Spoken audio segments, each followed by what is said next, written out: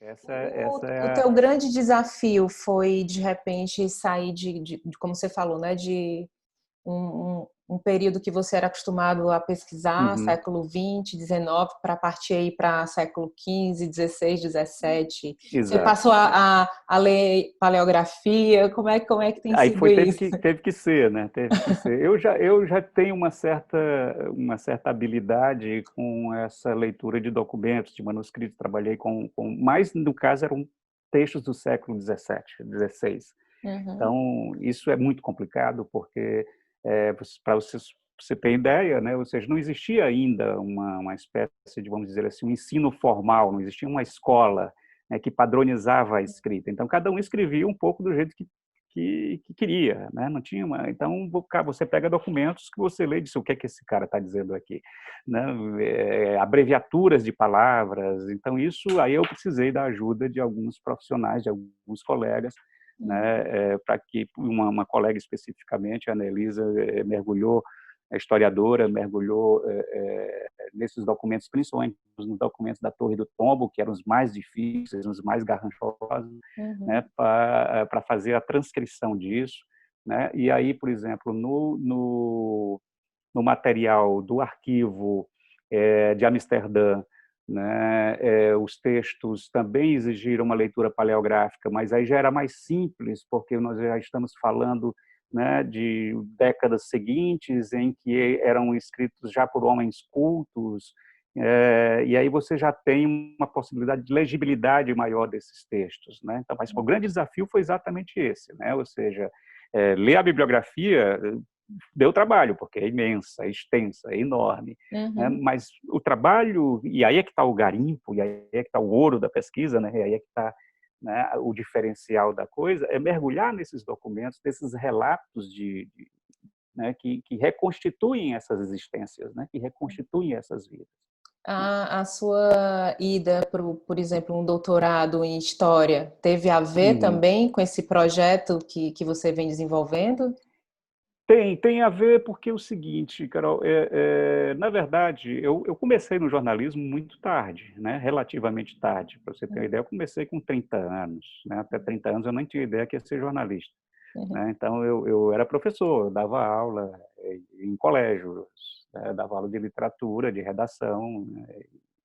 E nunca tinha imaginado. Fui trabalhar num jornal como revisor e aí surgiu a vontade de ser jornalista. Fui fazer vestibular já perto dos 30 anos, novamente, passei e tal. Uhum. Mas o jornalismo sempre me deixou algumas inquietações e algumas lacunas, né? Principalmente a forma rápida, a fábrica da notícia, né? O hard news, você ter que ter pouquíssimo tempo para Hoje apurar uma menos ainda, história. né?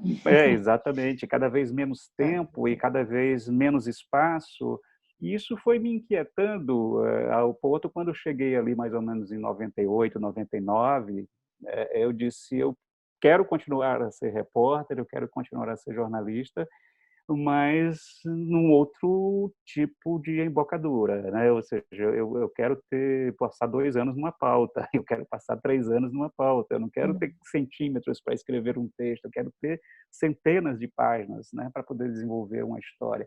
E aí foi que eu fui migrando, né, lentamente, ou gradativamente, talvez nem tão lentamente assim, mas gradativamente, do jornalismo propriamente dito para esse flerte, né, com a história, né, com a historiografia, e cada vez mais eu fui tentando fazer um jogo eu diria, de contrabando de signos, né, entre essas duas áreas e essas zonas de fronteira, né, entre o jornalismo e a história e também a literatura, né, a literatura de não ficção, vamos dizer assim, o texto de não ficção. E aí eu percebi que as fronteiras nunca são, isso tem a ver depois com toda a reflexão que hoje eu faço a respeito até desse próprio trabalho, né? Que as fronteiras não são o que contém, o que separa. A fronteira, na verdade, é uma zona de transição sempre, né? Em que os elementos de um lado e de outro dessa fronteira estão em constante contato e interdependência e influência recíproca, influências mútuas, e perceber, então, que essas zonas de fronteiras entre o jornalismo, a história e a literatura são artificiais, né, elas são arbitrárias. Então, tentar exatamente fazer com que esses Não são terrenos impeditivas, né? não são impeditivos. Então, aí foi quando eu disse, quando meus livros como jornalista começaram a ser analisados, resenhados e receber críticas muito generosas na academia, e principalmente dos professores de história, dos acadêmicos de história, eu disse, bom, e eu precisava, de alguma maneira, me aproximar disso. E aí as circunstâncias acabaram me trazendo a Portugal por vários motivos, pela pesquisa sobre os judeus sefarditas, pela vontade de fazer um doutorado e pelas circunstâncias de uma grande crise nacional que acabaram me fazendo também juntar Ou todos um esses elementos. empurrãozinho, né?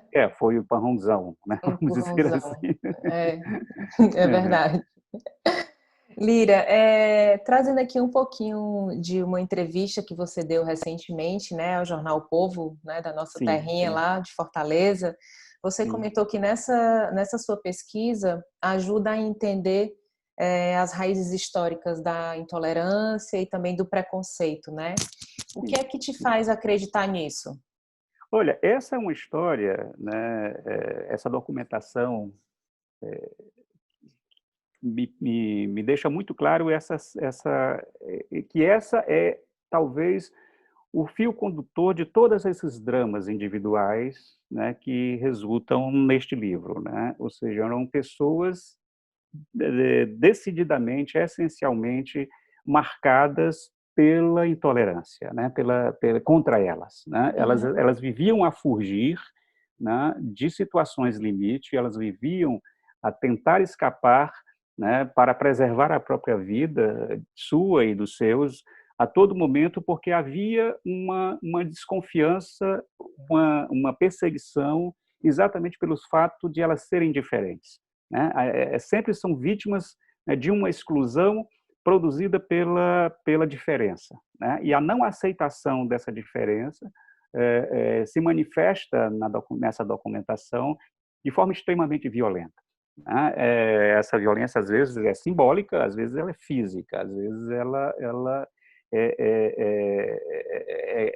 é, é manifestada através do sangue, né? Então, assim, há mortes, há perseguições, há torturas, e essas pessoas sempre a tentar escapar de um lado para o outro. E o que é interessante notar é que essa intolerância, ela às vezes aparece de onde você menos se espera, né? Por exemplo, quando você percebe que quando os judeus de Espanha tentam vir a Portugal, na época da expulsão deles de Espanha, eles são vistos com desconfiança pelos próprios judeus portugueses, né? Uhum. E aí você percebe que nós estamos falando de uma coisa muito mais complexa, né? Então, quando você vê que, por exemplo, que esses judeus sefarditas que chegam em Amsterdã e conseguem construir uma comunidade sólida, uma comunidade bem-sucedida, porque ali eles não eram alvo da Inquisição, mas, ao mesmo tempo, eles eram alvo da desconfiança dos calvinistas. Mesmo que eles fossem tolerados,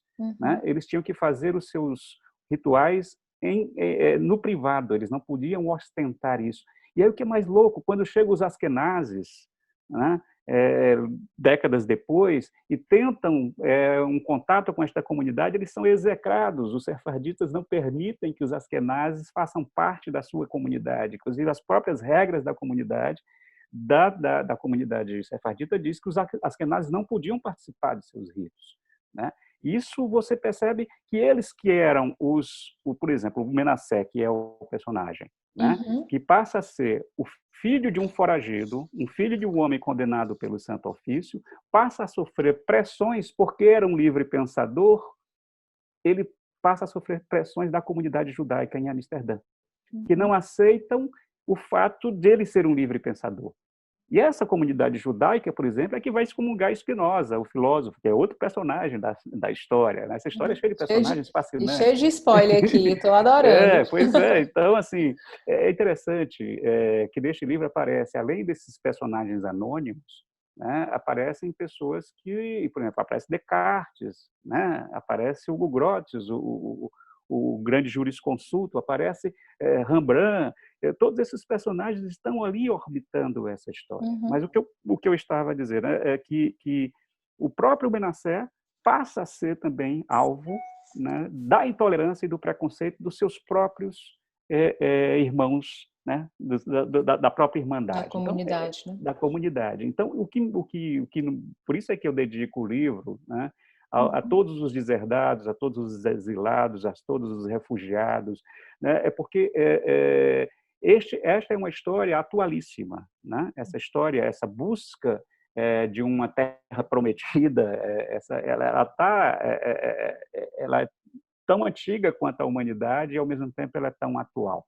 É impressionante como, no século XXI, nós ainda estamos discutindo esse tipo de tema. Ainda precisa se dedicar um livro, né, a pessoas que são tangidas, expelidas, né, do seu território. Né? Então, é algo Não só, que né? Muita gente vítima de intolerância, de exatamente, preconceito, por todos os tipos, seja por orientação sexual, seja por raça. etnia, seja por que for, né? Então, assim, a história da humanidade é marcada por essa intolerância, É. né? E esse livro ajuda a que a gente perceba que essa intolerância, ela é baseada, né, em preconceitos, às vezes, inclusive, em justificativas cínicas, né? Por exemplo, quando chegam ao Brasil, isso para você ver, este não é um livro que tenta fazer mocinhos e vilões, né? Uhum, Quando chegam ao Brasil, esses judeus sefarditas via Amsterdã vão ser traficantes de escravos, vão ser negociadores de escravos, né? Na Rua dos Judeus, em Recife, era onde era o mercado de escravos.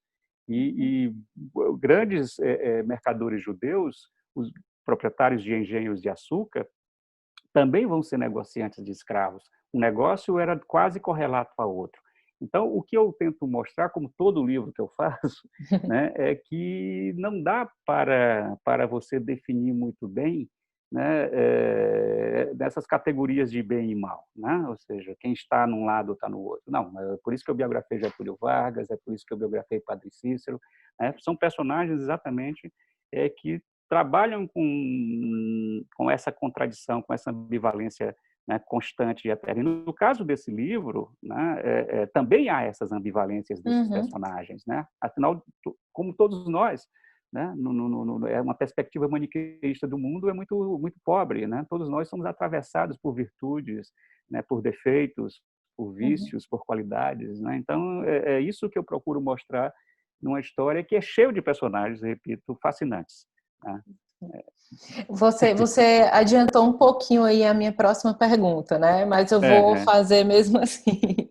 É sim, que claro. uma das coisas que você fala, né, nas suas redes sociais sobre os sefarditas diz, né? E aí eu Uhum. vou ler Sim, por exatamente favor. aqui, né? Uma história cheia de Uhum. intrigas, traições, delações, guerras e esperança, né? E que esse é um Isso. livro dedicado a todos os refugiados, exilados, desterrados do mundo, né? Então, a gente Uhum. já falou um pouquinho sobre isso, mas sobre esse tópico eu tenho duas perguntas Sim, para sim. te fazer, né? Se você se sente um desterrado, e dois, né, se você acha que essas pessoas que atualmente se encontram nesse tipo de situação, né, elas podem encontrar ainda ali alguma esperança? Uhum.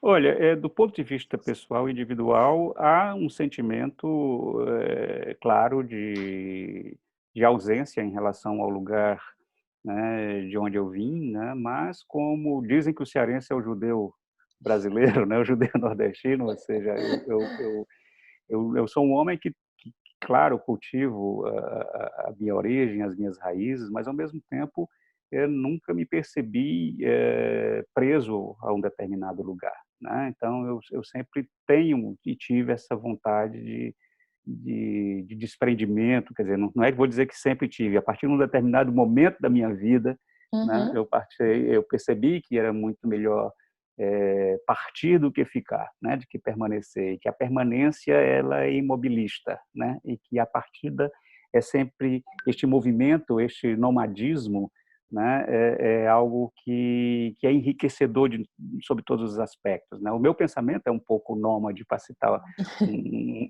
um teórico que foi, inclusive, que me acompanhou no mestrado lá em semiótica, que é o Paul Zumthor, né? Esse pensamento nômade, esse pensamento que não se deixa cristalizar, né? O Ginsburg, Carlos Ginsburg, dizia um negócio muito interessante também. Ele dizia que, graças a Deus, nunca foi um especialista em nada, né? Um grande historiador, como ele disse assim, eu sempre gosto de me dedicar a um assunto do qual eu não conheço nada, que eu sou completamente ignorante, né? E a partir dessa minha ignorância eu me mova e eu me movimente no sentido de me tornar conhecedor deste assunto. Então, isso é muito característico deste pensamento, né, que está sempre em busca do desconhecido, né? De não E uma vez você se encaixa bem nisso mesmo, uma pelo que vez começou a falar no começo da entrevista, sim. então, uma vez, Carol, eu estava fazendo um determinado livro e liguei para um professor, para um especialista, ele estava começando a pesquisa, eu liguei para me orientar, para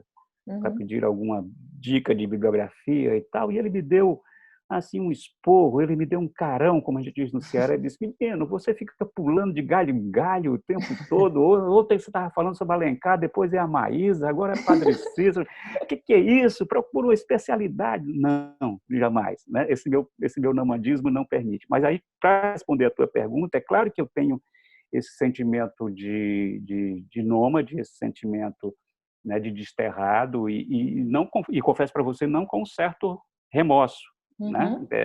Porque quando eu olho daqui e percebo que nessa distância que me separa hoje do Brasil, esse oceano enorme, esses abismos, né, marinhos que me separam hoje do Brasil, é claro que eu fico um tanto quanto com um certo complexo de culpa de dizer, mas será que eu não deveria estar no Brasil Uhum. e participando de alguma forma como de um processo de discussão, né, Uhum. político, social do Brasil, mas eu percebi que hoje, cada vez mais, né, essa necessidade do corpo presente já não se faz tão necessário. Você pode ser uma voz ativa, uma voz presente, uma voz reflexiva mesmo à distância.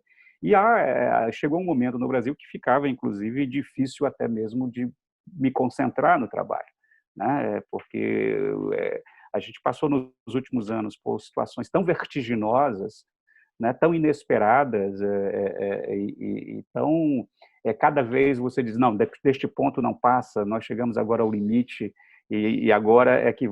E aí, mais uma vez, você é surpreendido e percebe que no fundo do poço há um alçapão, né, como andam a dizer por aí, isso, logicamente, para quem trabalha com um tipo de material que eu trabalho, que exige a reflexão, que exige a calma, que exige um outro tempo, né?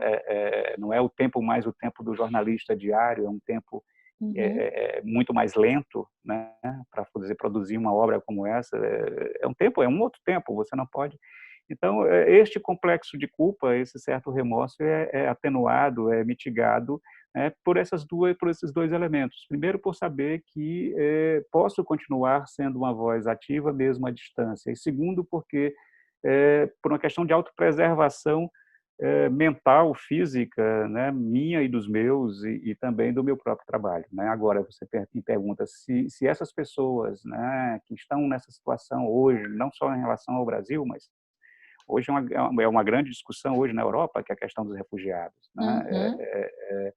Uhum. Se há alguma esperança, bom, A no momento história, a história se repete, né? Então, exatamente, no momento que você põe o pé fora do inferno, né, você já alimenta ali uma coisa de esperança. Quando você dá um salto no escuro, né, já é um salto, né? Senão você permaneceria no escuro. Você não sabe para onde você está indo, você não sabe o que você vai encontrar, mas já é um salto, já é uma tentativa de uma possibilidade, já é uma tentativa de alguma perspectiva, né? E eu uhum. acho que isso é o sentimento que essas pessoas que eu conto a história delas nesse livro sentiam a cada instante, né? Ou seja, estavam numa situação tal da qual não poderiam permanecer, na qual não poderiam permanecer, e aí partem, né?